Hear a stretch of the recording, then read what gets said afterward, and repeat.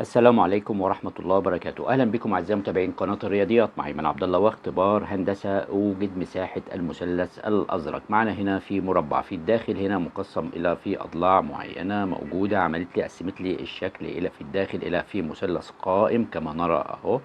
القاعدة بتاعته باللون الأحمر وقيمتها 5 سنتيمتر، وفي مثلث آخر باللون الأزرق. طبعا المطلوب إيجاد مساحة هذا المثلث اللي باللون الأزرق. طبعا يمكنك تثبيت الفيديو ومحاولة إيجاد الحل بنفسك. على بركة الله نبدأ مع بعض عرض الفكرة وعرض الطريقة.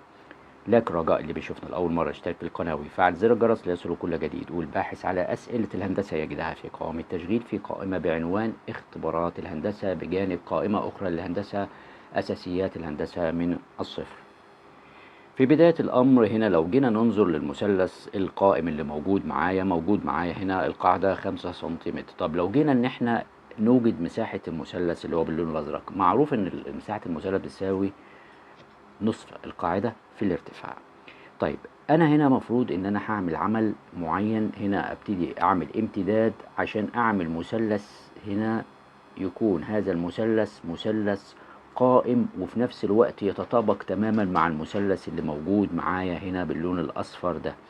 فبالتالي هنا هنعمل كما نرى أمامنا هنا امتداد معايا، هنا أصبح معاك هنا في مثلث أهو، وهيكون طبعا المثلث ده قائم الزاوية. فلو جينا ان احنا ننظر هتجد هنا زي ما احنا شايفين امامنا، ولو جينا نبص هنا نلاقي ان المثلث ده اللي فوق هنا ده بيطابق تماما المثلث ده. واحد هيقول لي طب فين عمل شروط التطابق؟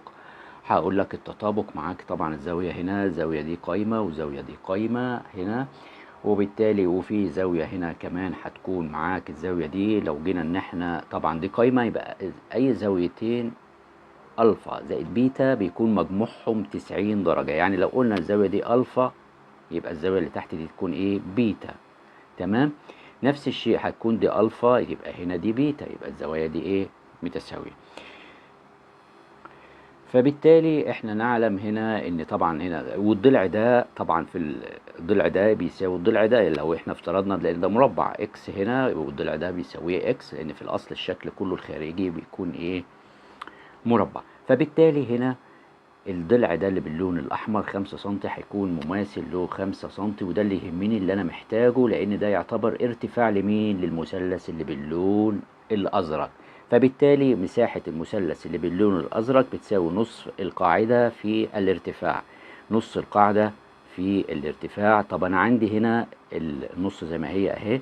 القاعدة عندك بكام؟ القاعدة عندك ب5 بالنسبة للمثلث الازرق ده 5، والارتفاع اللي احنا اوجدناه لان المثلثين متطابقين، فبالتالي كل الأضلاع بتكون بتاعتهم إيه؟ متساوية. يعني 5 في 5 يعني بتساوي النصف في 25، يعني بتساوي 12.5 سنتيمتر مربع، وهذا هو مساحة المثلث الأزرق. شكرا لكم والسلام عليكم ورحمة الله وبركاته.